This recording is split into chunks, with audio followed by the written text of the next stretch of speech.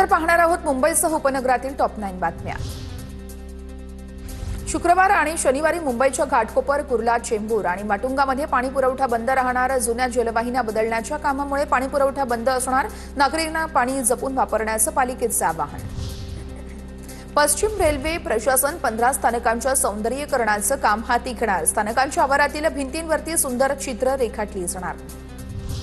सरकारी कार्यालयांनी तब्बल 1800 कोटी 33 लाख रुपयांचा मालमत्ता कर थकवला। अनेक सरकारी संस्थांकडून कर भरण्यास टाळाटाळ। मुंबई महापालिकेचं हजारो कोटींचं नुकसान। राज्यातील सर्व मच्छीमारांना मिळणार QR कोड असलेले ID कार्ड्स। खोल समुद्रामध्ये मासेमारीसाठी जाणाऱ्यांना केंद्राकडून नव्या नियमांची अधिसूचना जारी। मुंबईच्या CSMT स्थानकातील आंदोलनामुळे 2 प्रवाशांचा मृत्यू झाल्यानंतरही अद्याप GRP कडून FIR दाखल नाही। आंदोलनानंतर 5 दिवस उलटूनही GRP प्रशासनाची FIR दाखल करण्यास चालढकल। रोहित आर्याच्या कथित बनावट चकमकीची CBI चौकशीच्या मागणीची याचिका मुंबई हायकोर्टाकडून दाखल करून घेण्यास नकार। न्यायमूर्ती गडकरी आणि न्यायमूर्ती भोसलेंनी मागणी फेटाळली। ॲडव्होकेट नितीन सातपुते यांच्याद्वारे शोभा बुद्धिवंत यांनी ही याचिका दाखल केली होती। न्यायालयीन कार्यवाहीचे थेट प्रक्षेपण करण्यासंदर्भात मुंबई उच्च न्यायालयाकडून नोटीस जारी। संबंधित खंडपीठाच्या न्यायमूर्तींच्या संमतीशिवाय थेट प्रक्षेपण करता येणार नाही। उच्च न्यायालयाचे निर्देश। आरोग्यमंत्री प्रकाश आंबेडकर यांनी नव्याने बांधण्यात येत असलेल्या ठाणे जिल्हा रुग्णालयाची पाहणी केली। लवकरच पार पडणार लोकार्पण सोहळा। एकूण 900 बेडची व्यवस्था जिल्हा रुग्णालयामध्ये असणार। एकूण 10 मजली रुग्णालय बांधून पूर्ण।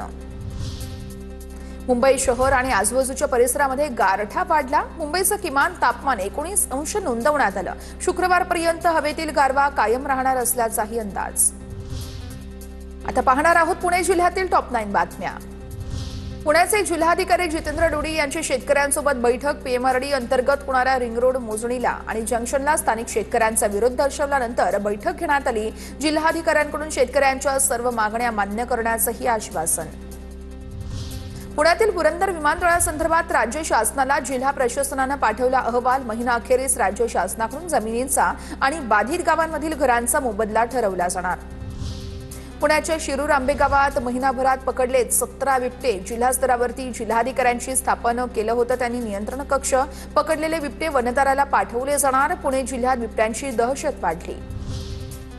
पुण्याच्या आंबेगावातील जारकवाडीमध्ये एक बिबट्या मृतावस्थेत आढळला। वनविभागाच्या कर्मचाऱ्यांकडून घटनास्थळी पंचनामा। शवविच्छेदनानंतर बिबट्याच्या मृत्यूचं कारण समोर येणार।